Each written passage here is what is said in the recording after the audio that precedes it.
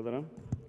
Почитуван колега Зендели, внимателно ве слушав во вашето излагање што го имавте тука и добро кажавте дека оваа влада треба да го подобрува животот на граѓаните, но во овие години што се на власт, за жал тоа не се случува. Затоа требаат вистински луѓе да ја водат оваа држава, а не мафијата да ни ја води државата.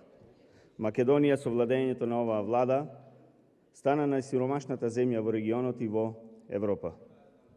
Животниот стандард секојдневно опаѓа и добро кажавте, зголемувањето на одредените цени на продуктите за живот, изголемувањето на потрошувачката кошница, а јас тука ќе додадам дека сега потрошувачката кошница изнесува нешто над 38.000 денари и тука му падна во вода сите оние пофалби на владеачкото мнозинство кога се носеше законот за минимална плата, дека со 2 минимални плати ќе сме дојделе нешто над цената на чинење на минималната потрошувачка кошница.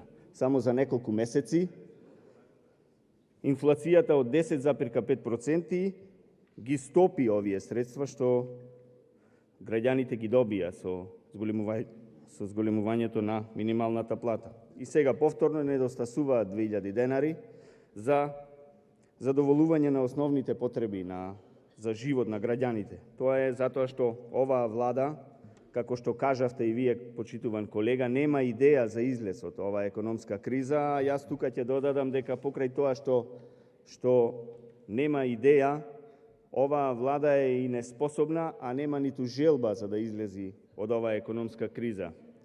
За нив е важно да течат тендерите, да си продолжат со криминалот, а граѓаните нека се мислат како ќе го поминуваат секој ден или секој месец од годината.